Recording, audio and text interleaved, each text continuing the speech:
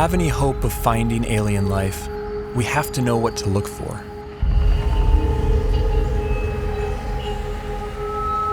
But where do we begin? How do we narrow down a seemingly infinite set of possibilities?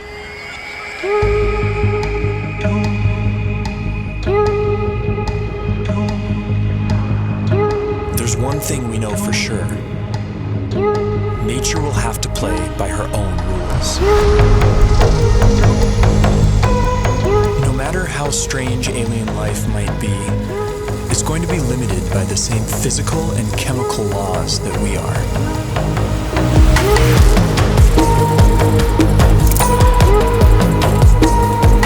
On top of this, each alien environment will further limit what kinds of life forms can evolve there.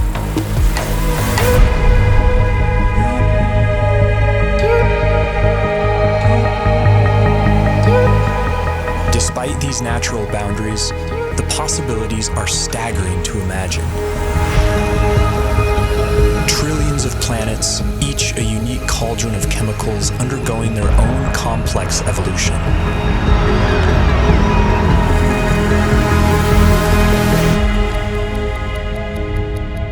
To guide our thinking, this museum of alien life will be divided into two exhibits.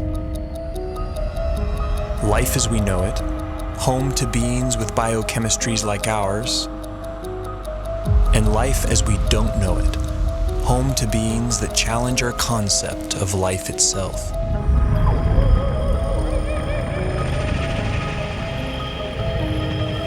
Before we venture too far into the unknown, we have to ask ourselves, what if alien life is more like us than we think?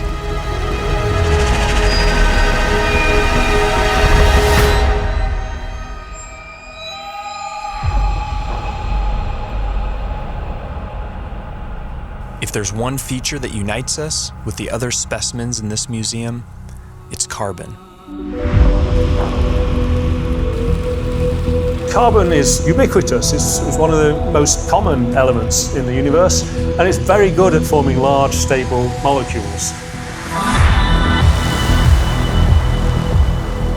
Carbon has the rare ability to form four-way bonds with other elements and to bind to itself in long, stable chains, enabling the formation of huge, complex molecules.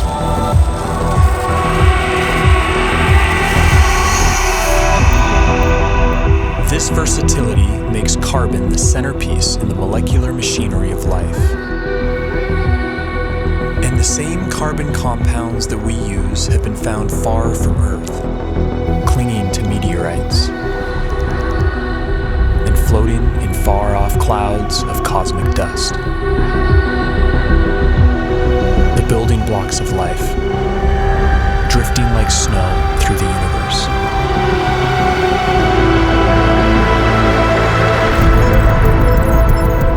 And if alien life has selected other carbon compounds for their biochemistry, they will have plenty to choose from.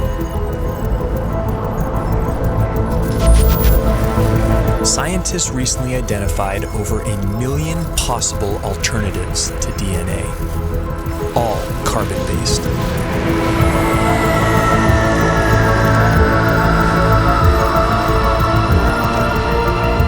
If we ever discover other carbon-based life forms, we would be fundamentally related. They would be our cosmic brethren. But would they look anything like us? If they hail from Earth-like planets, we could share even more in common than just our biochemistry. What would life be like on other planets if it has evolved? Would it be like the world today here on Earth? Or would it be completely different? There are those who argue that from the argument of convergent evolution, if conditions on other planets are similar to here, then we would see very similar life forms. Animal and plant-like organisms that look very familiar.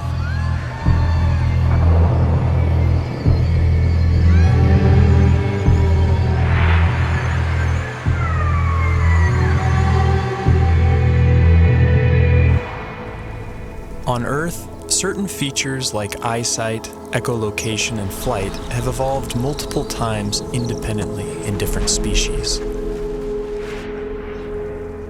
This process of convergent evolution could extend to alien planets like Earth, where creatures face similar environmental pressures. It's no guarantee, but there could be certain universalities of life. The greatest hits of evolution on repeat across the universe.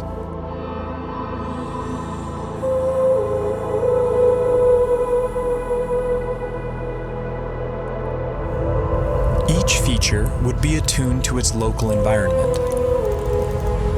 Dimly lit planets would produce huge eyes to suck in extra light, like nocturnal mammals.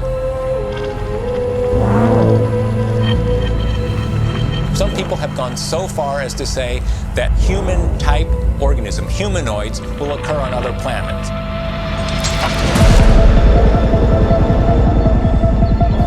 The existence of other human-like organisms seems unlikely, given the long, convoluted chain of events that produced us. But we can't rule it out. If just one in every 100 trillion Earth-like planets produced a human-like form, there could still be thousands of creatures like us out there.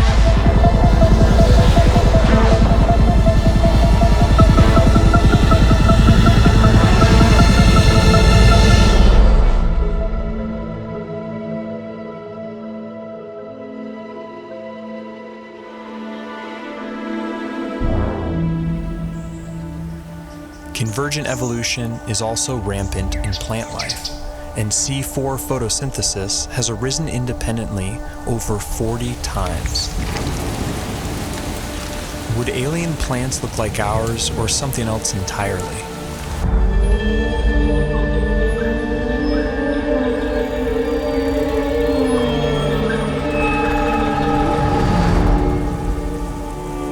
On Earth, plants appear green because they absorb the other wavelengths in the sun's light spectrum. But stars come in many colors. And alien plants would evolve different pigments to adapt to their sun's unique spectrum.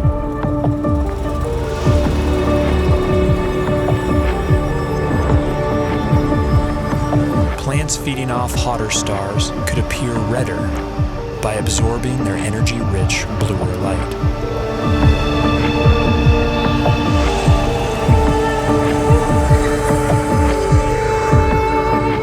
Around dim red dwarf stars, vegetation could appear black, adapted to absorb all visible wavelengths of light.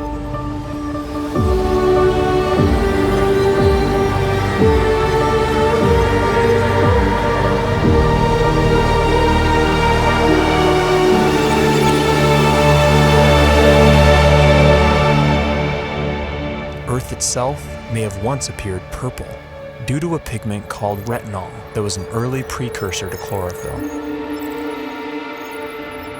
Some think that retinol's molecular simplicity could make it a more universal pigment. If so, we may find that purple is life's favorite color.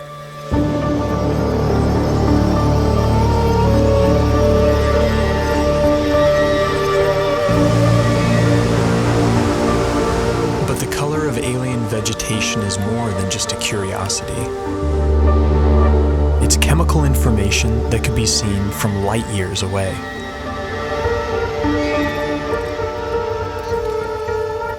Earth plants leave a signature bump in the light reflected off our planet. Finding a similar signal from another world could point the way to alien vegetation.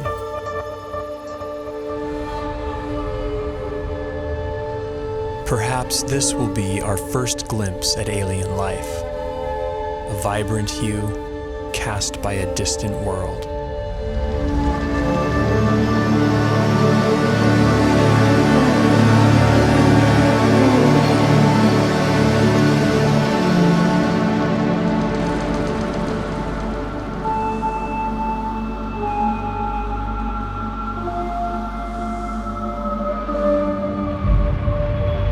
What happens when you change the day length of a planet? What happens when you change the tilt of a planet? What happens when you change the shape of the orbit? What happens when you change the gravity of a planet? Planets with long elliptical orbits would see drastic seasons. There could be worlds that appear dead for thousands of years, then suddenly spring to life.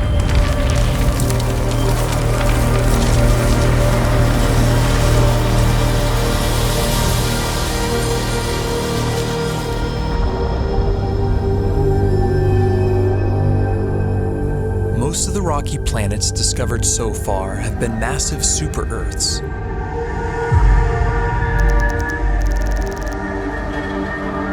How would life evolve on these worlds? In the seas, gravity may not matter much at all.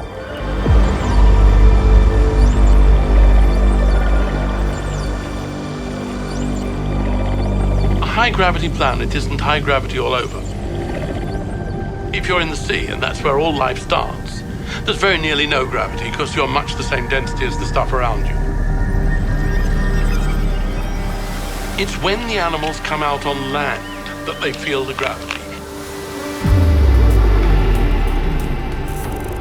High G-forces would necessitate large bones and muscle mass in complex life on land. They would also demand a more robust circulatory system. And plant life could be stunted by the energy cost of carrying nutrients under stronger gravity.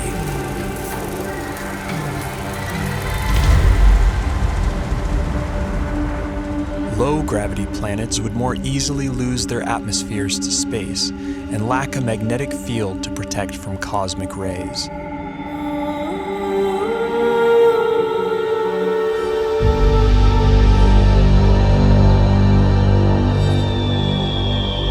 But smaller worlds could be home to secret oases.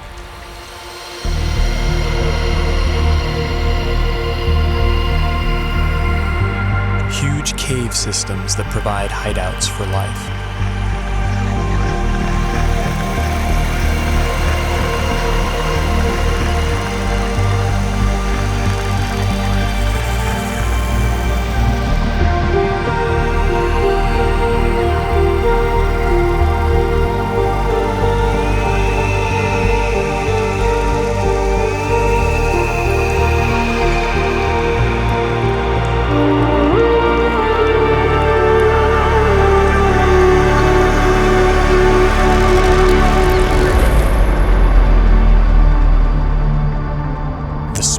Possible habitable planets are estimated at 2.5% Earth's mass.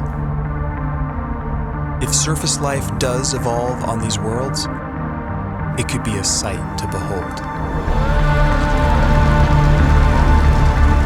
Plant life could grow to towering heights, able to carry nutrients higher in lesser gravity.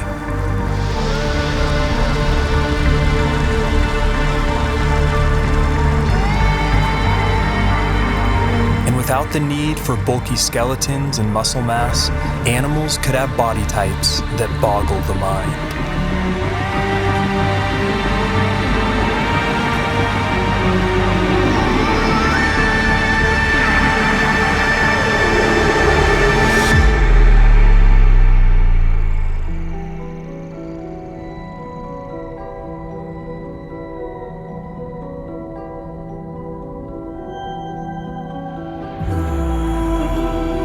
Here on Earth, it took 3 billion years for evolution to produce complex plant and animal life.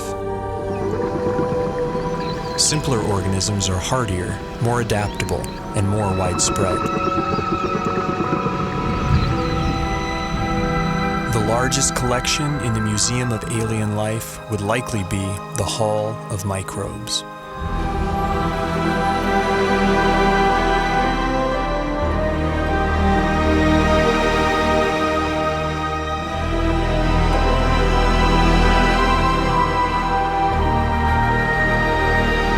Yet finding even the tiniest alien microbe would be a profound discovery.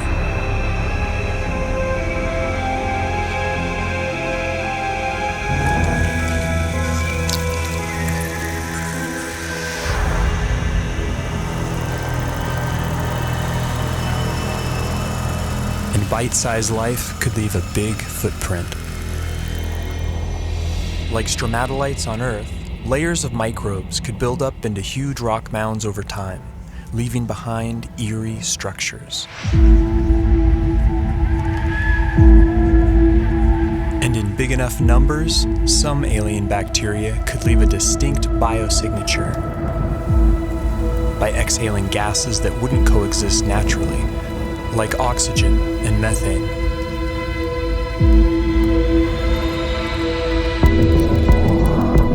There's ways to make oxygen without life, there's ways to make methane without life, but to have them in the atmosphere together is almost impossible unless you've got biology making those gases at the surface. And it would have an imprint on the planet's spectrum of colors. Next generation space telescopes could find a signal like this on a world not far from home. The closest sun-like star with an Earth-like exoplanet in the habitable zone is probably only 20 light years away and can be seen with the naked eye.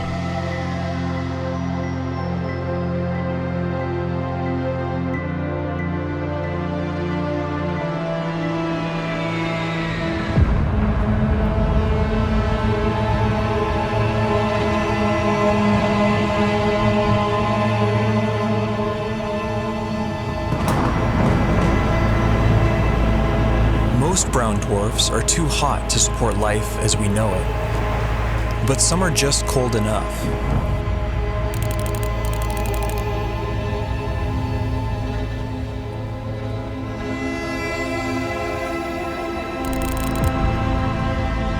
All the prime elements for life have been detected inside their atmospheres.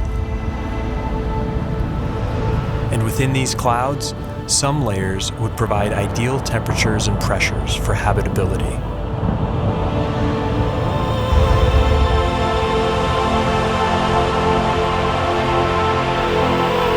There could be photosynthetic plankton in these skies, kept aloft by churning upwinds.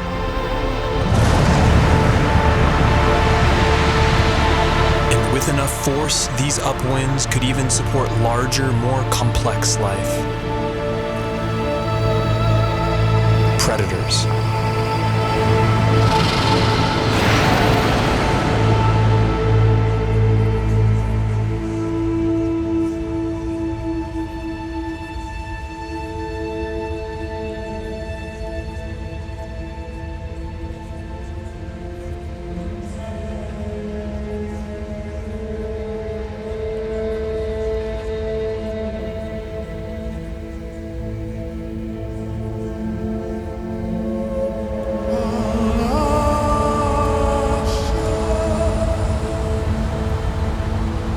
This raises a crucial question. What if we've been looking in all the wrong places? What if nature has other ideas?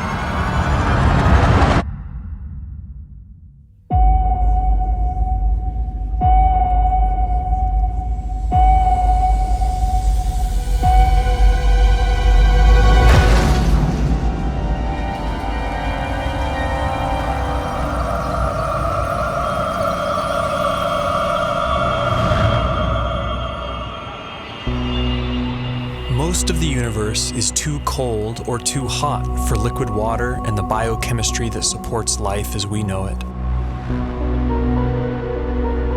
But in case our biases are misleading, we have to cast a wide net to search for life outside the habitable zone, in places that seem wildly hostile to us.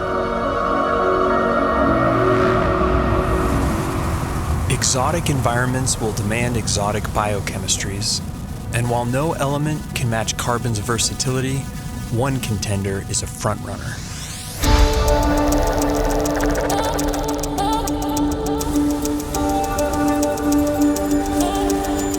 At first glance, silicon seems similar to carbon.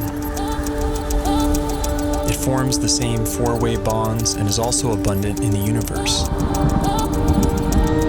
But a closer look reveals that these two elements are false twins. Silicon bonds are weaker and less prone to forming large, complex molecules.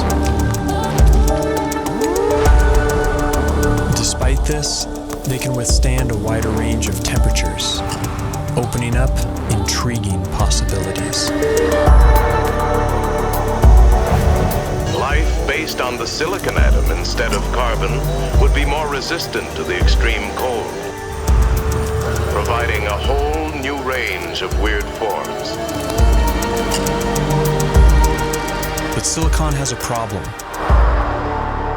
In the presence of oxygen, it binds into solid rock. To avoid turning to stone, silicon beings might be confined to oxygen-free environments, like Saturn's frigid moon, Titan. Its vast lakes of liquid methane and ethane could be an ideal medium for silicon-based life or other radical biochemistries.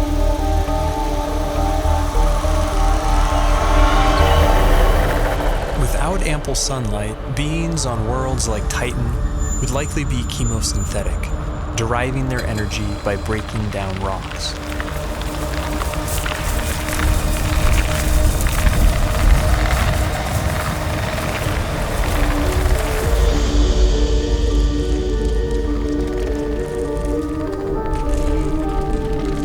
Such life forms could have ultra-slow metabolisms and life cycles measured in millions of years.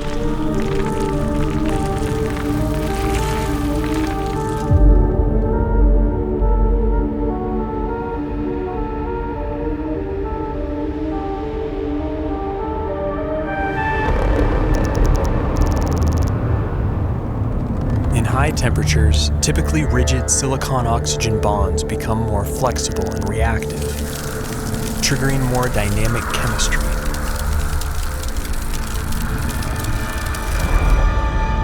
This has led to a truly bizarre proposal: silicon-based life forms that live inside molten silicate rock.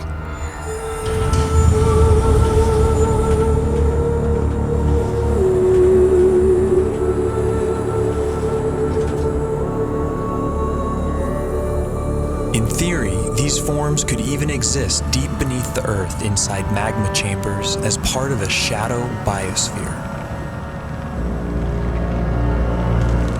If so, then the aliens are right under our noses. Other shadow biospheres have been proposed, forms of life living alongside us that we don't even know are here, including tiny RNA-based life small enough to go undetected by existing instruments.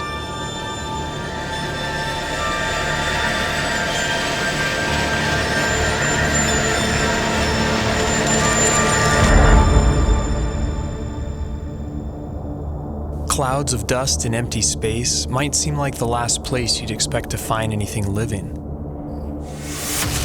But when cosmic dust makes contact with plasma, a type of ionized gas, something strange happens.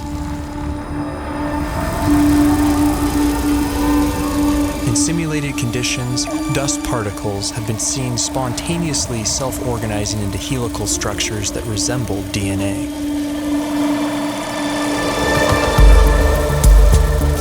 These plasma crystals even begin to exhibit lifelike behavior, replicating, evolving into more stable forms, and passing on information.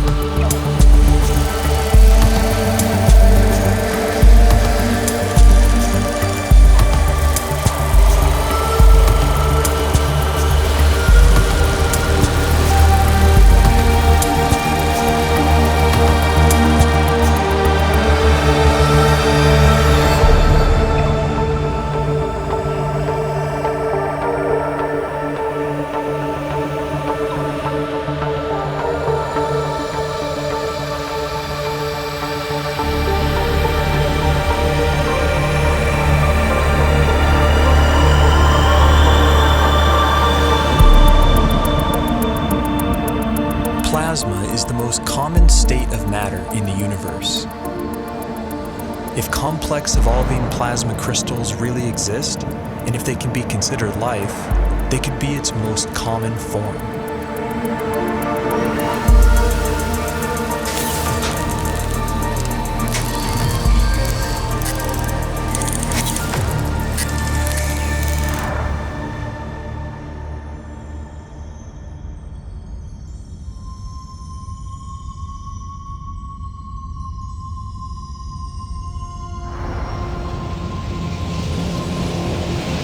massive suns explode, some collapse into ultra-dense cores called neutron stars. Hulking masses of atomic nuclei crammed together like sardines.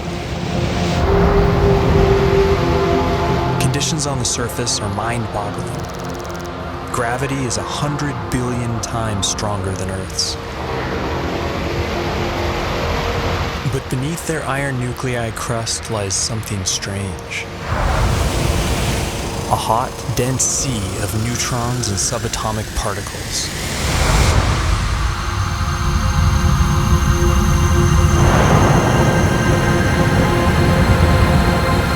Stripped of their electron shells, these nuclei would obey entirely different laws of chemistry, based not on the electromagnetic force, but the strong nuclear force which binds nuclei together.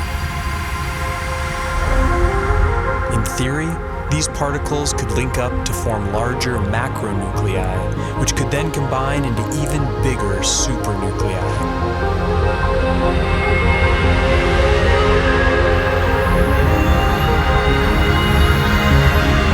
If so, then this bewildering environment would mimic the basic conditions for life: heavy nucleon molecules floating in a complex particle ocean.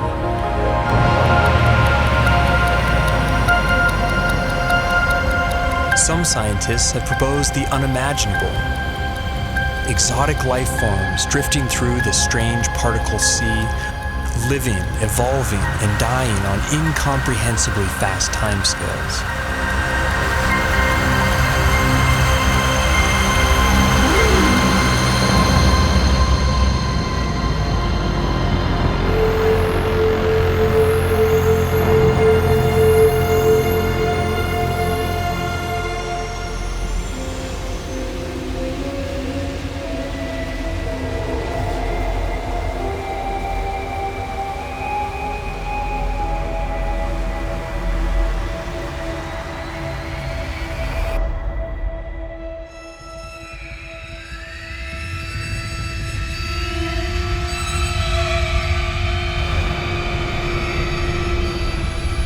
Life is not something that has to evolve naturally.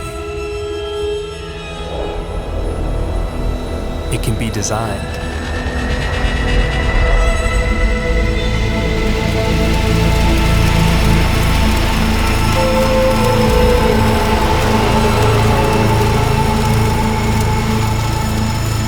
And once intelligence is introduced into the evolutionary process, a Pandora's box is opened.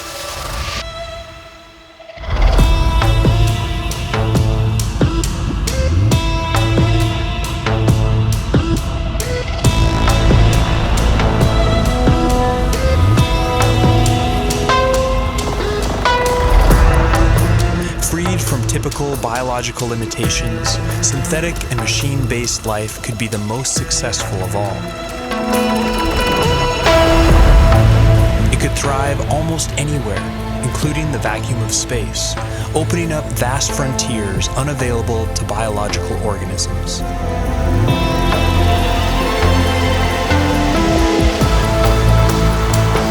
And compared to the glacial pace of natural selection, technological evolution allows exponentially faster growth, adaptability, and resilience.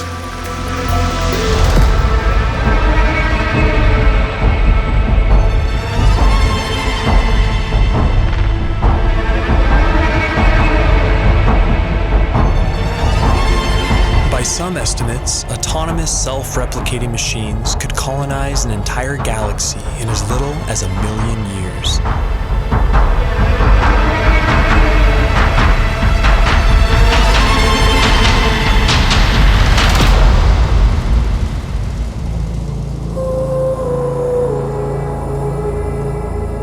Can't predict how hyper-intelligent life would organize itself. But in theory, there could be convergent evolution at play. The electrical properties of silicon might make it a universal basis for machine intelligence, a redemption for its biological shortcomings.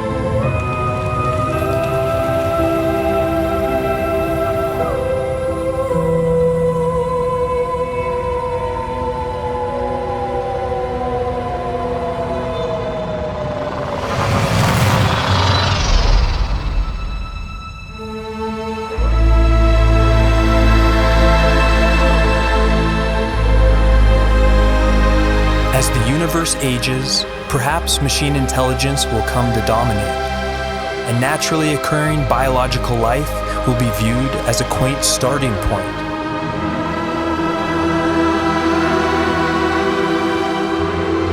Perhaps we ourselves will lead this transition, and the great human experiment will be merely a first link in a sprawling intergalactic chain of life.